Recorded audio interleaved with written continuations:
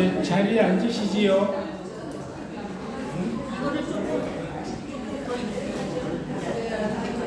괜찮아요? 아니 이거 보면은 여기 조금 더 아니, 별로 쓸 일은 없습니다.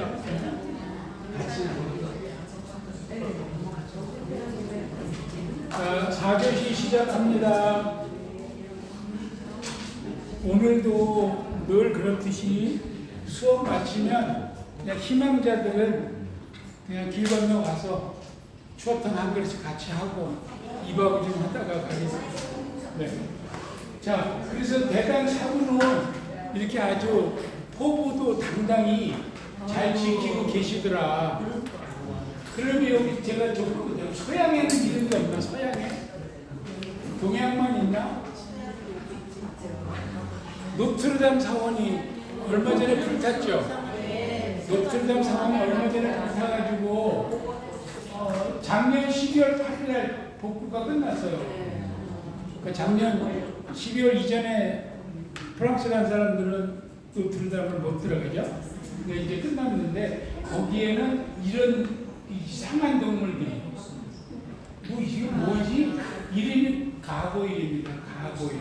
얘네들 이름이 그 노트르담은 우리의 귀부인이라는 뜻인데 이게 800년이 넘는 아주 파리의 대표적인 건축물인데 여기서 나폴레옹이 대건축됐었고 노트르담 그 파리의 그 소설 배경. 근데 여기에 51개의 날개 달린 괴물들이 조각을 쭉 매달았는데 저게 뭐냐 그러면 노트르담에 기독교 오기 전에 사람들이 믿던 토착신이에요. 토착신. 기독교가 오고 나서 이제 별 볼 일이 없어졌지만 뭘로 변했어? 성당에서 망을 보는 추락을 한 거지. 토착신이. 근데 이 800년 전에 그 사람들은 이 정도는 생겨야 악마가 얼씬도 못할 거다. 험상궂게 그렇게 해서 만들었던 것들이 지금도 이렇게 있어요. 가고일 여기 다양한 요거는 기능은 건축적인 기능은 물 배수 배수. 비가 안 올 때는 뭔지 모르죠. 다 잎을 벌리고 있으니까 이렇게 비가 오면 여기로 물이 새는 그래서 가고일은 가르부이라고 배수구에서 빗물 홍통에서 유래가 됐는데 우리말로는 이누깃돌 이런 거죠. 이런 거. 또 토수라고도 하고 물을 토하는 것처럼 보인다 그래서 토수라고도 하고 같은 거. 이런 거 성당에 와서 보셨을 겁니다. 근데 이것만 이렇게 관심 있게 아이템을 모아서 볼 기회가 없이 그냥 전체에 그냥 뭐 묻어가니까 이렇게 돼 있어요. 대단하죠? 무서워. 이렇게 물이 나오는 거야 이렇게. 그래서 이런 물이 나오는 거야 이렇게. 무섭습니다. 날개가 달려있어. 다 날개가 달려. 51마리라고. 저것도 이제 우리 같으면 아까 경복궁 근정전에 뭐 12지신이냐 28수냐 또 아마 자기들 나름대로 뭘 따지는 게 있을 거예요. 제가 거기까지는 알 수 없으니까. 자금성에도 있더라고요. 자금성에도 아까 얘기한 그 월대 코나에는 이렇게 크게 머리가 아주 크게 있고 뭐 소릉, 홍타이지 능이 소릉입니다. 거기에도 이렇게 돼 있어요. 요 위에 물이 모이면 이렇게 나오고 물이 떨어지는데 이렇게 돌을 따로 보였어요. 땅이 파지지 말라고. 하여튼 이게 그냥 허투알라가 아니고 다 계획이 있고 생각이 있는 거예요. 자, 그 다음에 이제 지붕 가서 지금 제가 잡상을 설명하면서 여기까지 넘어왔고 이제 그 지붕의 형태 궁궐에서 만나는 지붕은 몇 가지 종류가 있느냐. 가장 화려한 게 팔짝 지붕이죠. 근데 가장 기본이 막배 지붕이에요. 막배. 그냥 이렇게 마주보는. 막배가 사실은 심플하면서도 그 어떤 경건하고 무게감 있는 건물은 막배로 하죠. 막배에서 팔짝으로 넘어가는 중간이 우진각입니다. 그러니까 1, 2, 3 이렇게 너무 변화 발전해 간다고 보시면 됩니다. 우진각. 우진각 지붕 보기 힘든데 궁궐의 정문은 다 우진각이에요. 5대 궁궐 정문은 전부 우진각 지붕입니다. 근데 사람들이 또 충성하잖아. 그림 그리는 화가는 다 팔짝으로 그려놨어요. 그런 것도 아주 사소한 거지만 재밌는 현상입니다. 뭐 이런 거는 그냥 육모지붕 6개, 네이스로 모이면 4모지붕 뭐 그렇게 그런 겁니다. 그랬는데 용마루가 없는 지붕이 있죠. 밑에 위에 무량각이라죠. 무량각. 그래서 대조전이나 투명전, 왕이나 왕비의 친전은 용이 아래서 누워서 자는데 위에서 용이 누르면 안 되기 때문에 용마루가 없다는 설. 그러나 반드시 그런 건 아니다. 그리고 중국에는 뭐 대부분 건물이 용마루가 없습니다.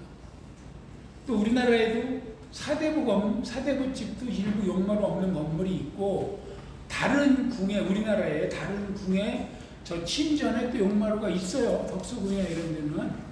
그래서 반드시는 아닌데 아무튼 그렇게 통상 이렇게 설명을 하고 있다.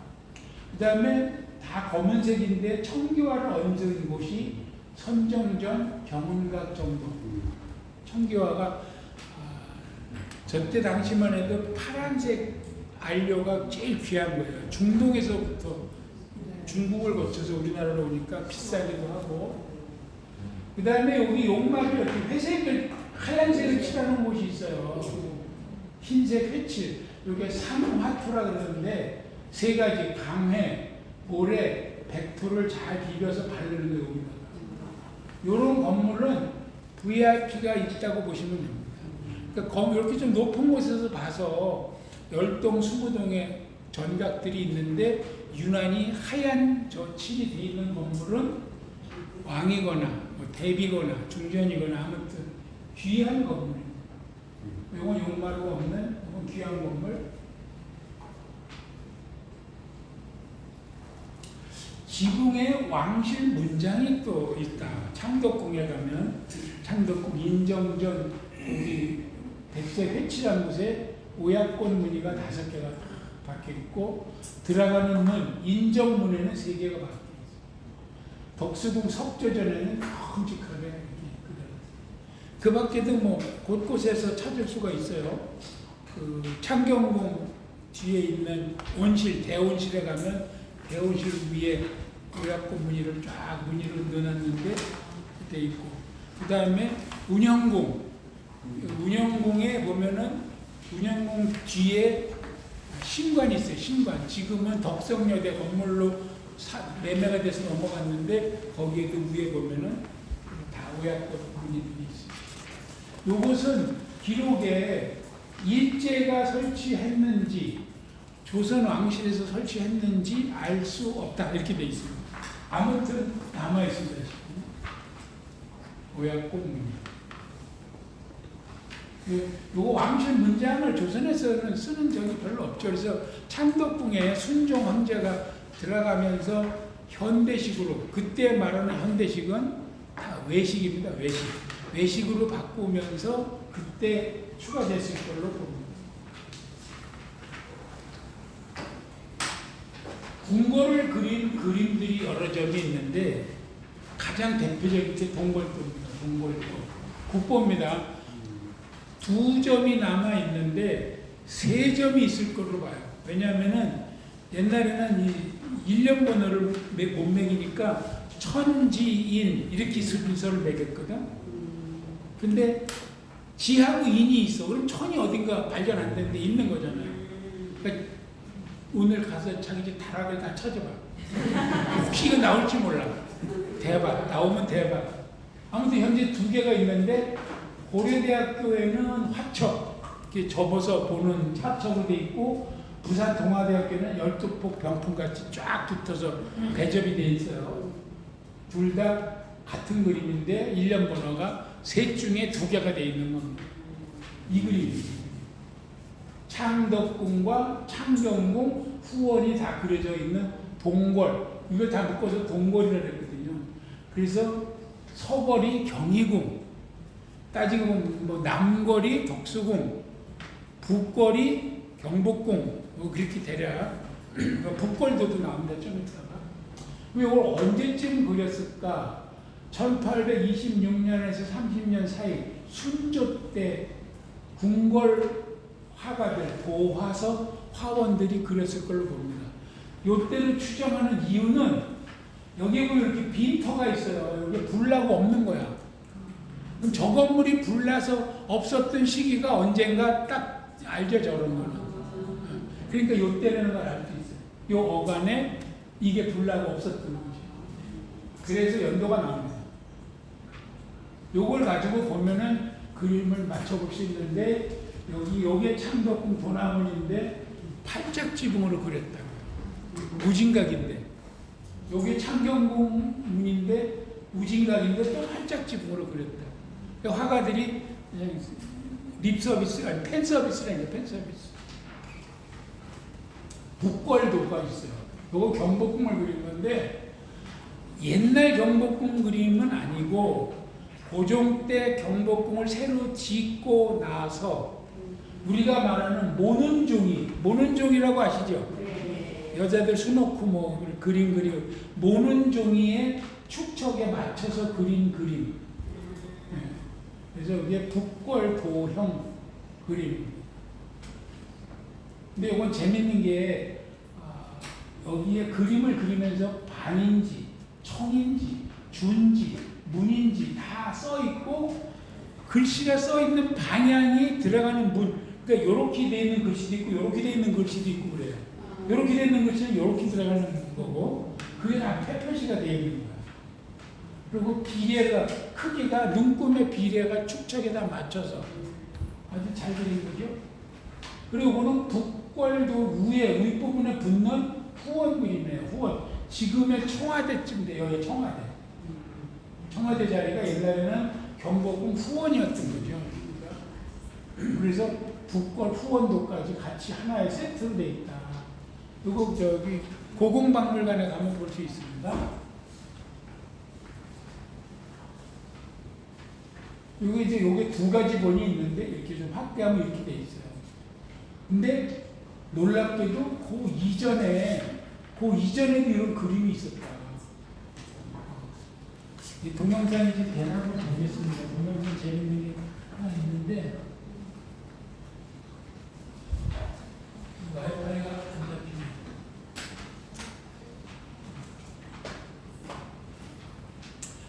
아무튼 북걸도 이렇게 돼 있고요.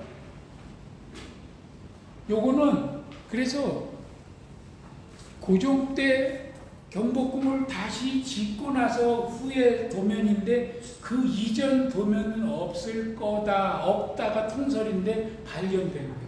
그 이전 게. 그래서 요거 그 이전 걸로 약간 이렇게 훼손되긴 했는데 여기 정해 장비는 정해년에 양잠을 했다고 비석을 세운 게 여기 영조 때랍니다.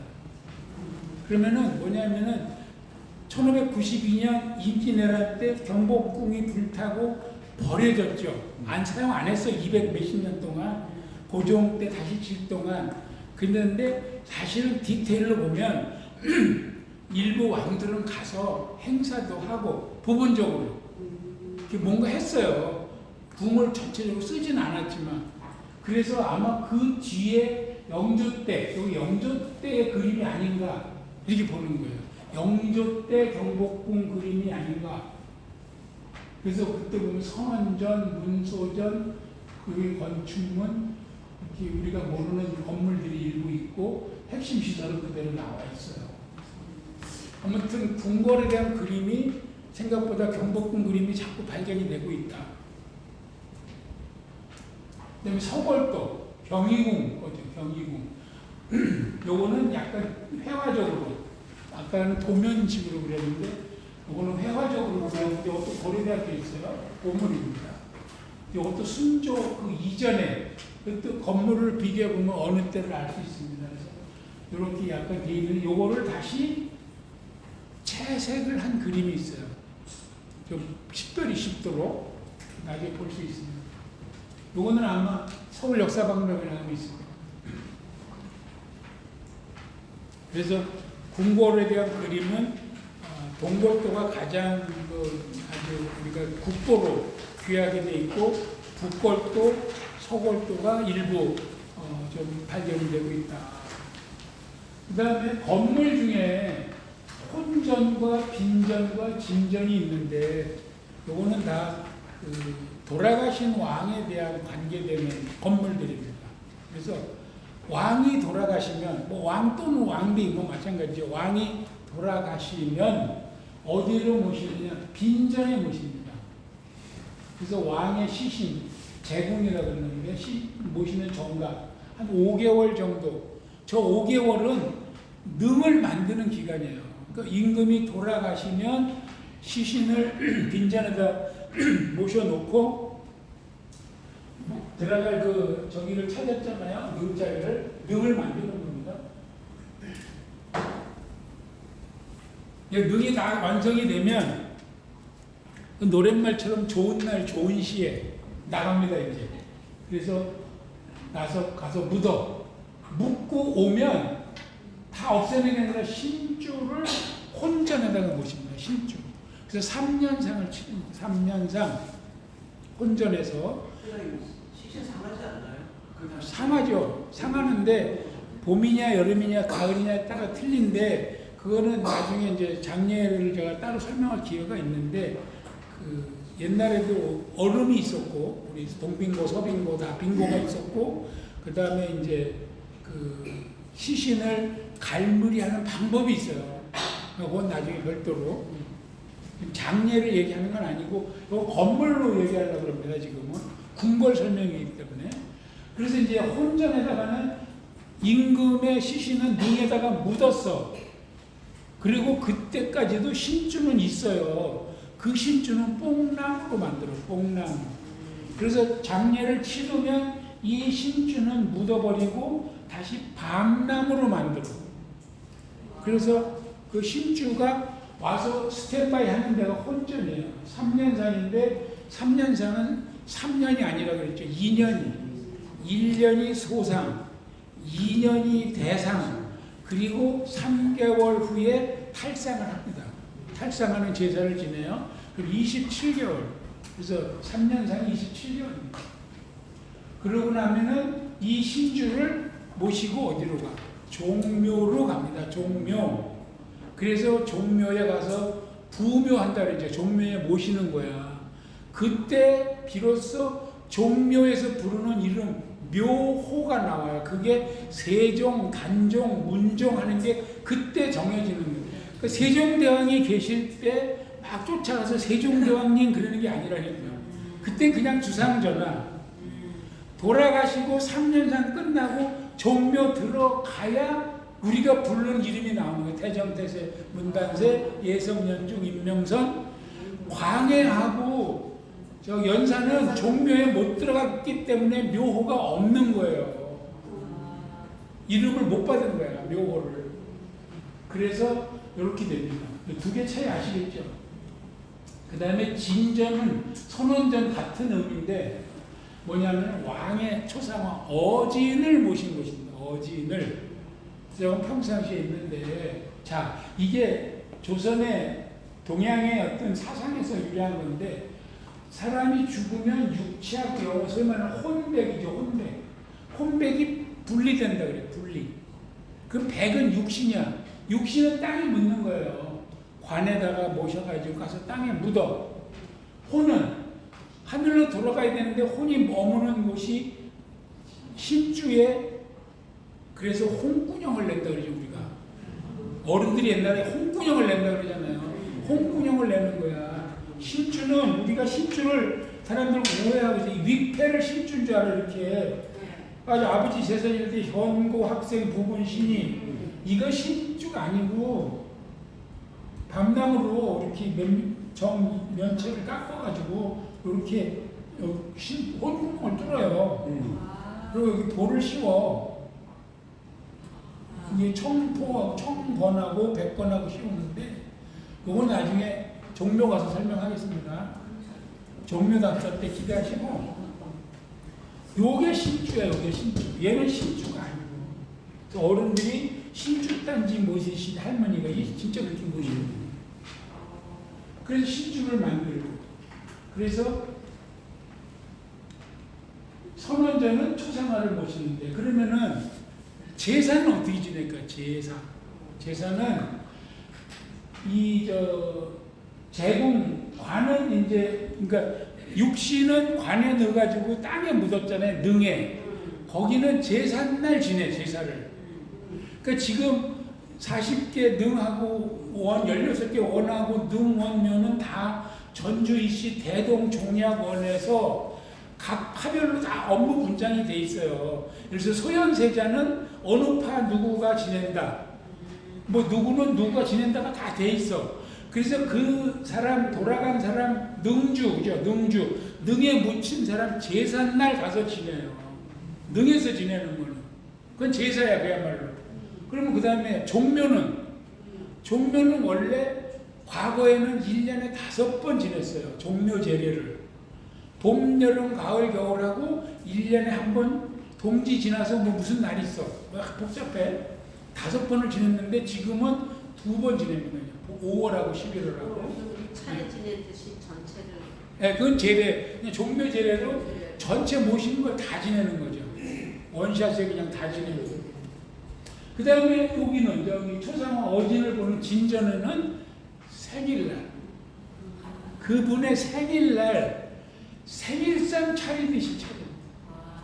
제사가 아니고 그것도 유일하게 여기는 내전에서 왕비나 그분들이 저기 외전에서 안 하고 내전에서 생일상 차리듯이 생일날 지냅니다. 다릅니다. 그래서 요거는 육체의, 요거는 혼에, 요거는 인격에, 그분의 인격에 대해서 제사를 지냅니다. 세 차이를 아시겠죠? 나중에 자세한 거는 제가 종묘에 가서 쭉 어떤 로테이션이 있어요. 또 로테이션 돌아가는 게 그거 한번 자세하게 설명해 드리겠습니다. 종묘 꼭 따라오세요. 진짜 못 들어 그 얘기를. 종묘 답사 와서 그거 설명하는 사람들 못 봤어. 건물만 설명해 맨날. 종묘에 들어가고 나가고 하는 그 원칙이 있어요. 그 다음에 자, 임금들이 즉위식을 어디서 했을까? 정전, 인정전에서? No. 인정전 들어가는 인정문에서 했어요. 문에서. 여기다가 의자 놓고, 의자 하나 갖다 놓고, 자리도 없고, 의자 놓고. 왜냐하면, 실제로 여기 창덕궁의 인정문에서 즉위한 사람이 연산군, 효종, 현종, 숙종, 동종, 순종, 철종. 또 뭐 다른 문은도 뭐 경복궁 뭐 이렇게 다르죠. 왜 저기서 하느냐? 대부분의 우리나라 조선에 27왕이 있었는데 대부분의 왕은 선왕이 돌아가신 국상 중에 내가 왕이 돼요. 가장 슬픈 상황에 내가 왕이 돼. 일부 외에는 세종은 아버지가 이방원이 살아있으면서 왕을 시켜줘서 세종대왕 즉위식이 왕의 즉위식의 샘플이에요. 가장 해피한 날로, 잔치 분위기로. 나머지는 다 국상 중에 아이고 해야 되는데 상복을 잠깐 벗고 왕이 되는 자리라 여기 가서 안 지내고 여기서 지내요. 창덕궁 그림을 보면 그 진선문이죠. 진선문. 원래 이렇게 들어가서 꺾어서 인정문, 인정전, 그죠? 근데 가운데 이 공간이 있어요. 이 공간이 요 마름모로 되어 있는데 이 공간에서 즉위식을 하는 거예요. 여기서 의자로. 그래서 여기에 다른 설치물이 없는 이유. 여기서 그런 행사를 하기 때문에 즉위식도 하고 뭐 다른 어떤 아무튼 행사. 왕궁의 2번째 공간이에요. 2번째 공간. 여기가 1번째 공간. 방어 목적에 필요한 공간. 2번째 공간, 이런 행사에 필요한. 여기 조정 3번째 공간 이렇게 돼 있는데 아무튼 여기서 지낸다. 그리고 이 인정전 마당에서 지내지 않고 문 밖에 여기서 지냅니다.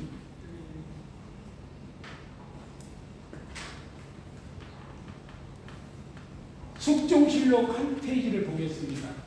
왕세자가 이제 숙종이 지금 이제 왕에 올라가는 과정이에요. 세자에서 왕이 되는 과정. 인정문에서 즉위하였다. 인정 전이 아니에요.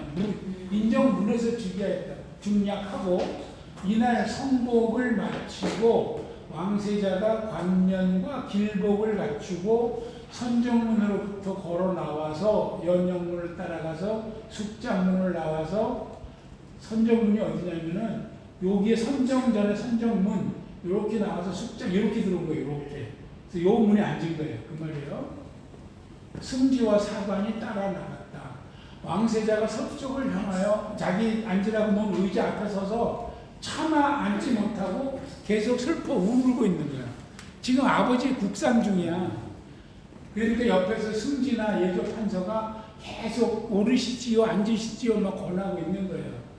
상공이 좌의정, 영의정, 우의정이 도승자고 나가서 계속 막 부축하면서 계속 오르셔야 됩니다. 오르시죠 했더니 드디어 어좌에 오르고 백관들이 4번 절하고 의식대로 산호, 산호가 뭐야? 천세, 만세 못 불리죠. 왕은 천세 불렀다 그러고.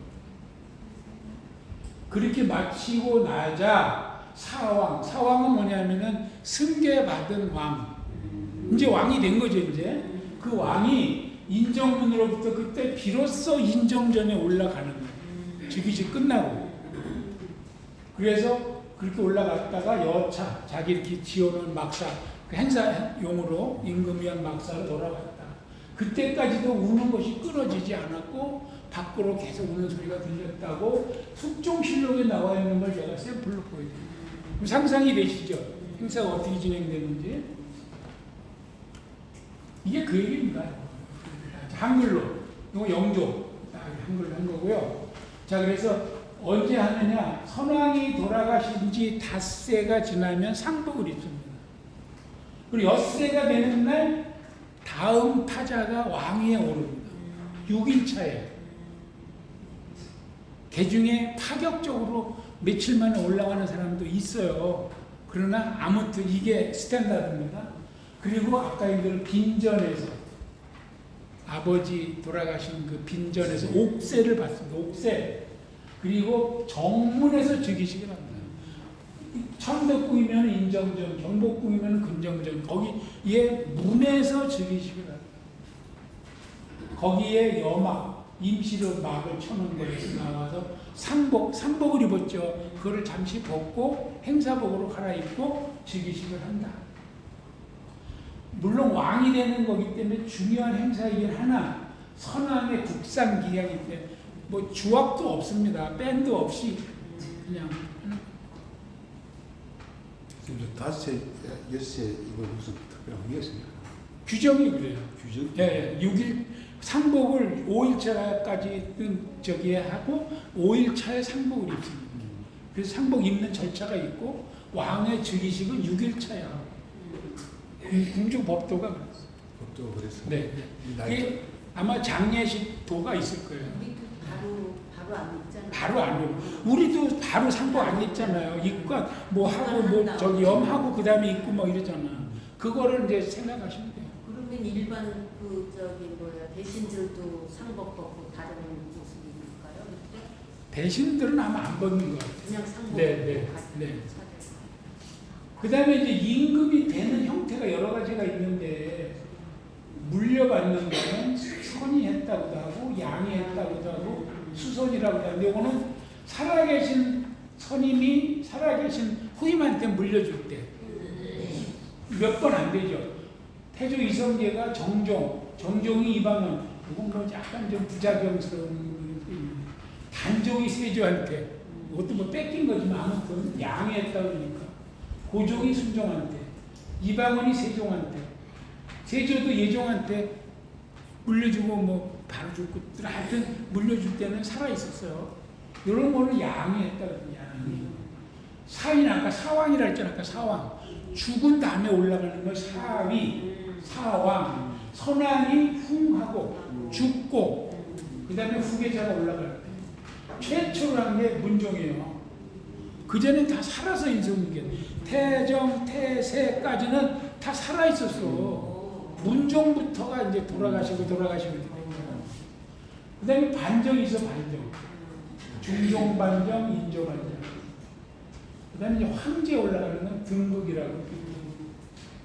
그래서 즉위하는 형태, 아까는 절차, 이제 유형은 이렇게 분류하고. 즉위 시에는 반드시 대복, 복세를 가져야 됩니다. 그 다음에 어자에 앉아야 국왕으로서 자격이 있고, 신하들이 충성하는 하례, 사배를 올리죠. 천세를 부르고, 그 다음에 즉위 교서를 반포하면서 뭐 자기의 정통성을, 통상 또 그럴 때 막 사면령을 내려주고 세금도 감면해주고 뭐 이렇게 하고, 음주운전한 사람을 전부 빼준다든지 이런 게 그때부터 있었던 거예요.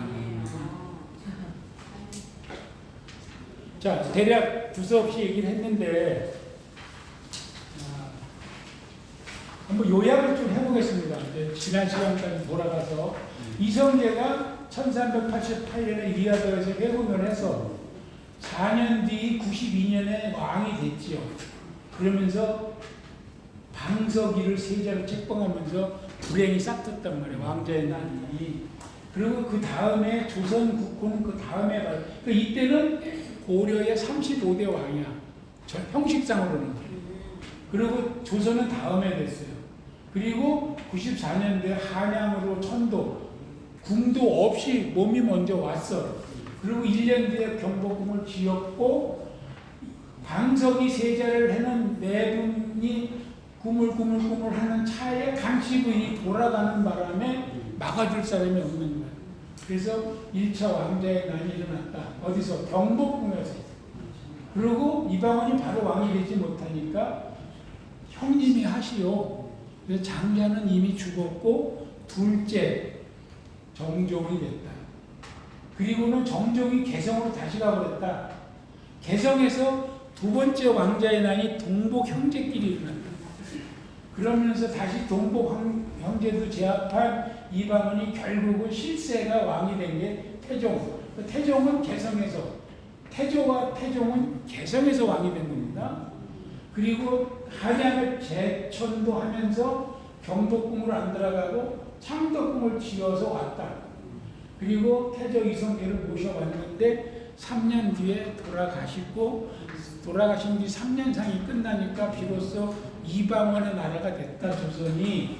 그래서 사실은 한양은 이방원이 진 거다, 완성한 거다. 그리고 태종이 세종한테 양의를 했죠. 그리고 자, 당신은 수강궁, 지금 그 낙선제 자리, 거기에 물러나서 상왕으로 있으면서 왕궁, 궁성 건축을 계속 주관하고 궁권은 쥐고 있었다. 그리고 태종이 돌아가고 그 다음에 단종 손자까지 잘 이어나왔는데 그때부터 불행이 막 이어지죠.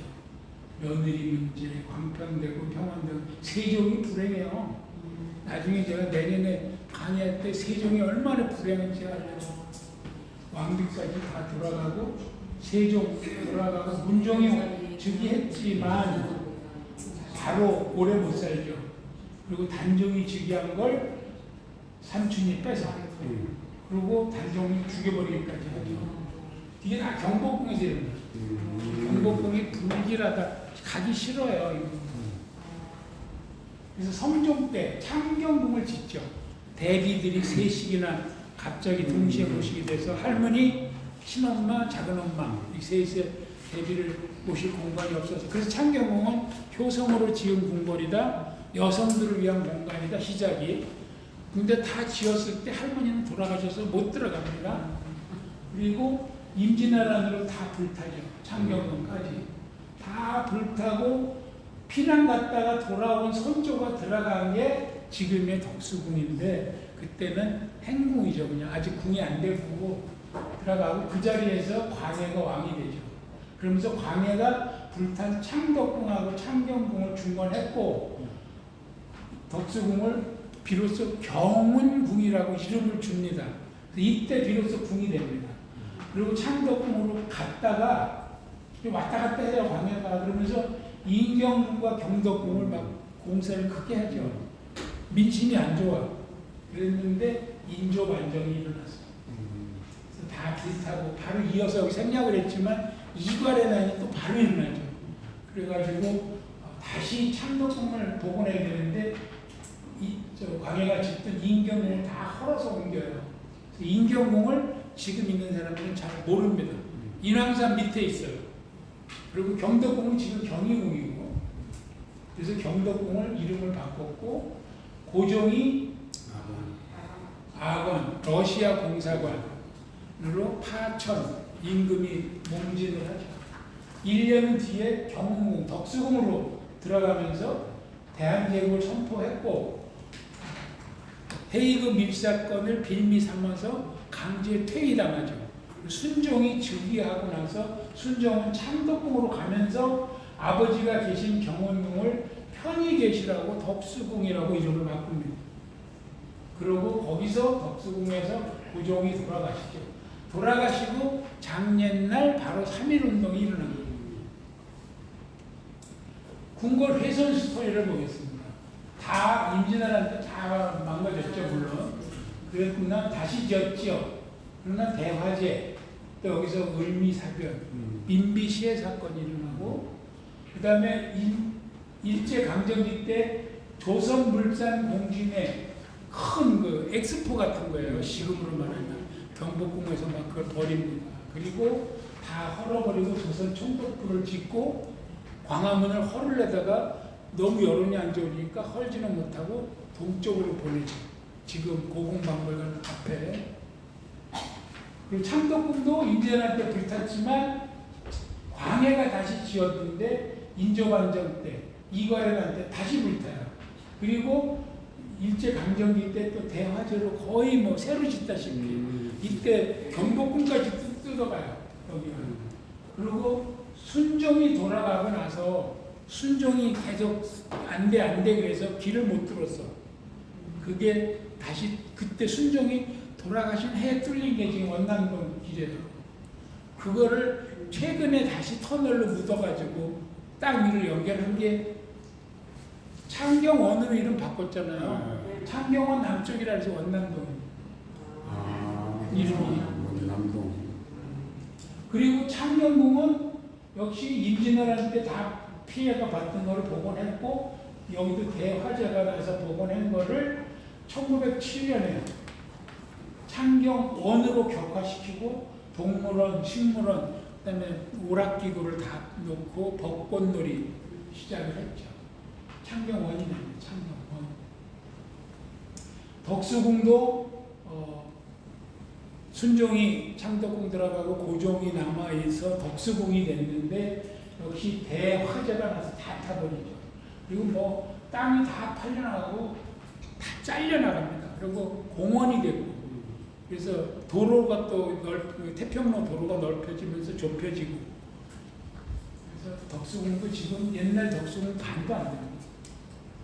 경희궁도 마찬가지로 다 뜯겨나가고, 일본인 중학교가 일정 시대 때 됐다가 해방되면서 서울 중고등학교가 됐다가 저것도 현대로 팔려나가던 걸 서울시에서 다시 사가지고 지금 좌우 본전 건물 몇 개만 유지하고 있어서 유일하게 입장료 안 받는 궁입니다.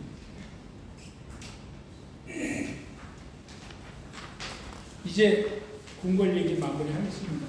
그러면 조선의 궁궐은 어느 시기에 어느 왕족이 마지막으로 작별을 보였는지 마지막 궁궐 생활을 알아보겠습니다. 이게 낙선제 건물입니다. 낙선제에는 건물이 세 채가 있죠.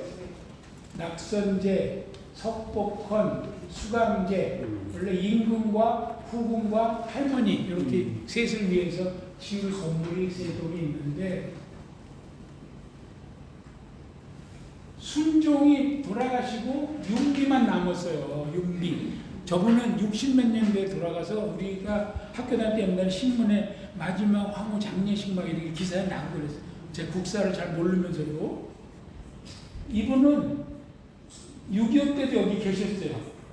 그러니까 인민군이 막 들어왔다는 거야. 그러니까 소리 질러가지고 여기가 어딘지 알고 들어오냐 해서 또 인민군들이 찔끔해서 나갔다는 또. 그래가지고 그런데 1.4 때 피난을 갔대요. 왔더니 이승만이 궁에는 들여보내지 마라 그랬대요.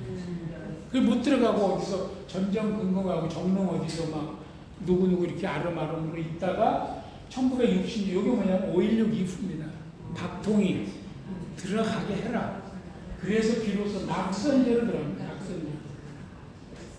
그리고 63년에 일본에 있던 영친왕 이방자 여사가 들어옵니다. 역시 또 박통이 사인해가지고 그래서 낙선제를 내줍니다. 윤비가 이방자 영친왕한테. 당신은 그 옆에 석폭헌을 옮깁니다. 그리고 66년에 석폭헌에서 돌아가셔요. 그래서 마지막 황후 윤비가 66년에 돌아갑니다. 그럼 이제 왕과 왕비는 끝났어요. 그럼 누가 남았나? 자, 낙선제에 들어와 있는 영친왕과 이방자가 그 아들 이구가 줄리아 멀록하고 결혼했어. 조선 왕조의 며느리들이 다양합니다. 일본 여자, 미국 여자. 그러다가 이구가 출국해 일본으로 그 출국을 한 상태에서 줄리아 멀록하고 강제 이혼시킵니다.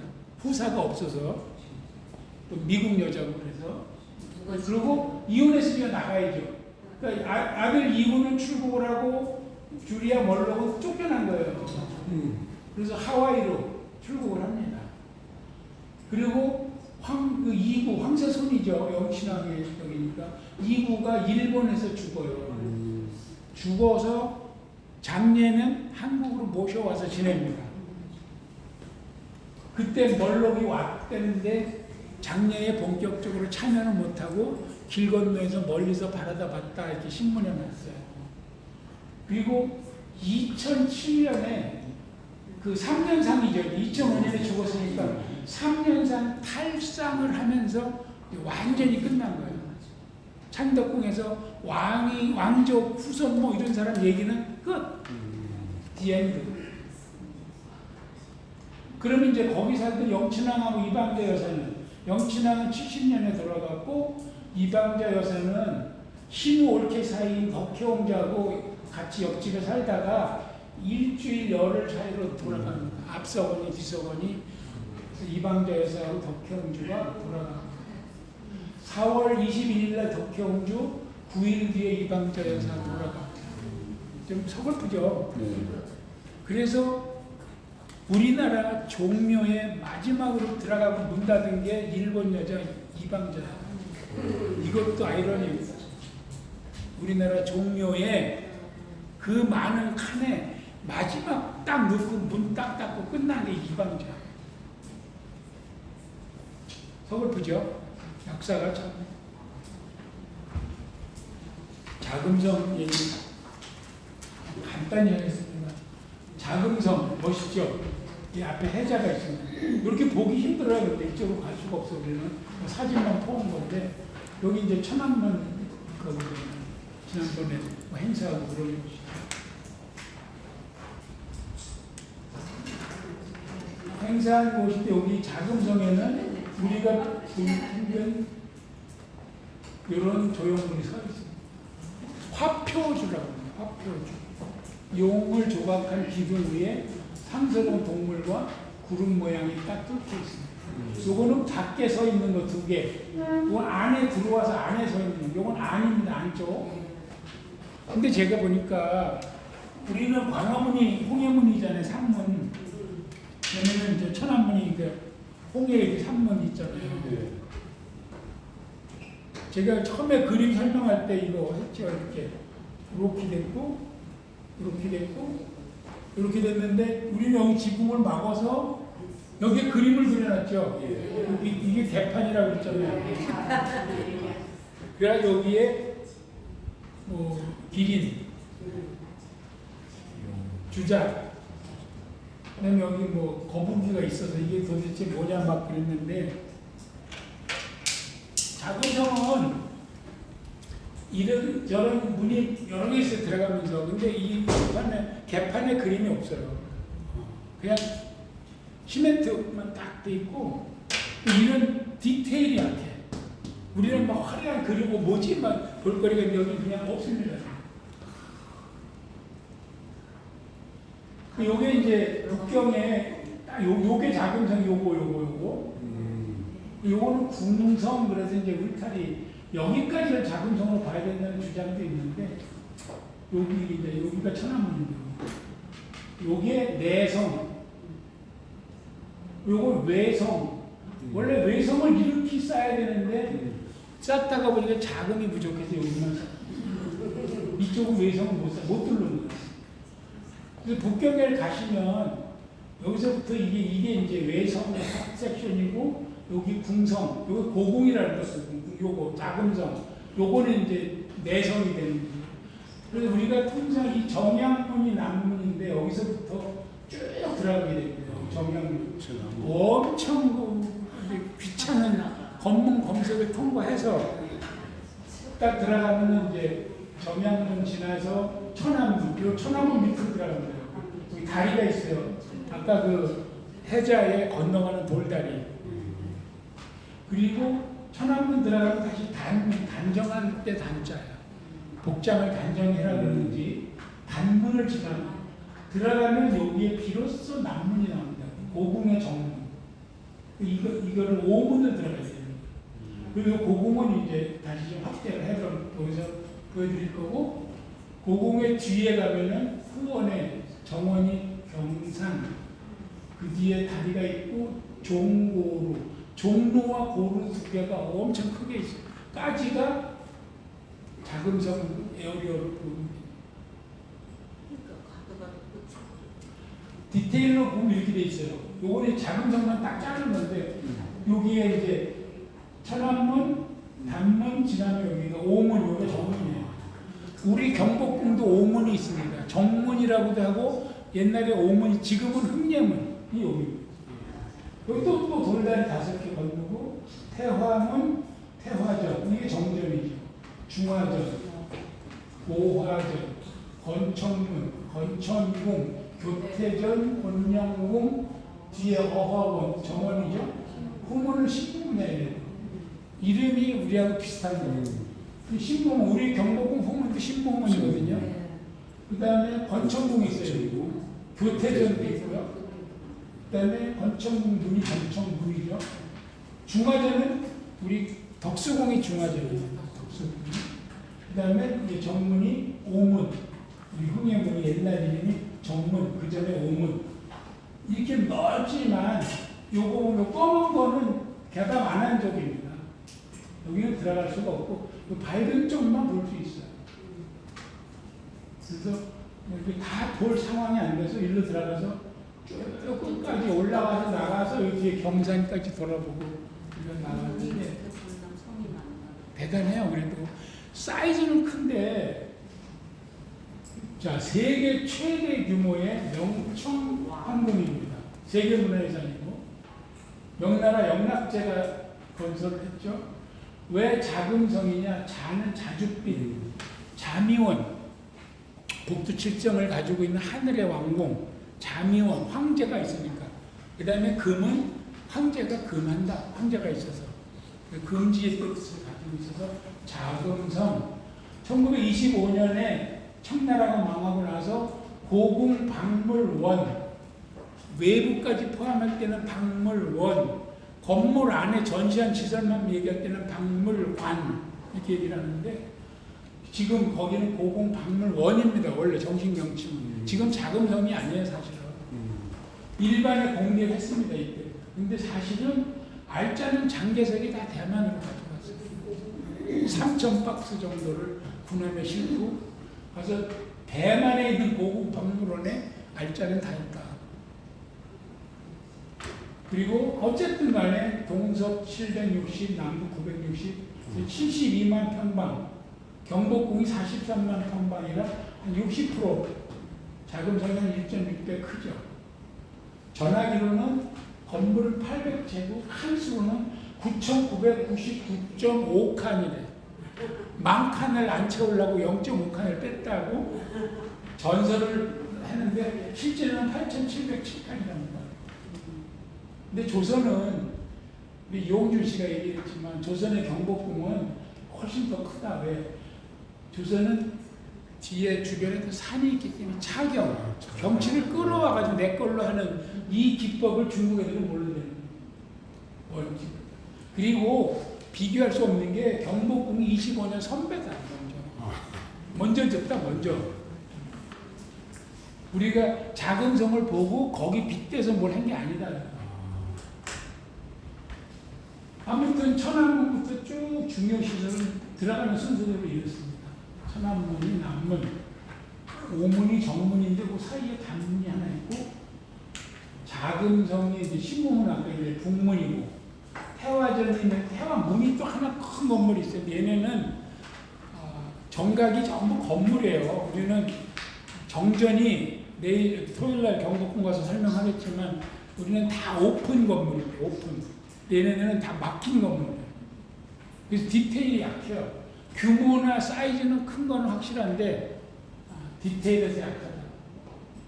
중화전, 보화전, 건청궁, 교태전이 친전은 아닌데 얘네들은. 곤영궁이 친전이. 교태전은 거기서 뭐 황후가 행사를 한다든지 뭐 그런 중간 건물이고, 우리는 교태전이 왕비전인데 건청궁이 황제, 곤영궁이 황후.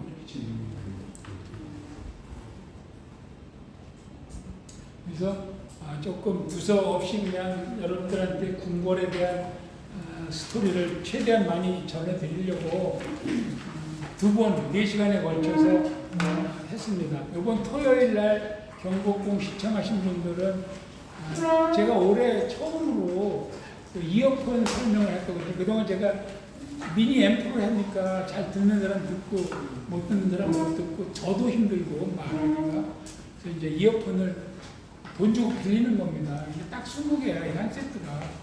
그래서 20명만 제가 그래서 할 수 없이 하는 건데, 토요일 날 10시에 광화문에서 만나서, 광화문 사거리가 아니고 경복궁 정문 광화문에서 만나서 3시간 이상 시간 걸립니다.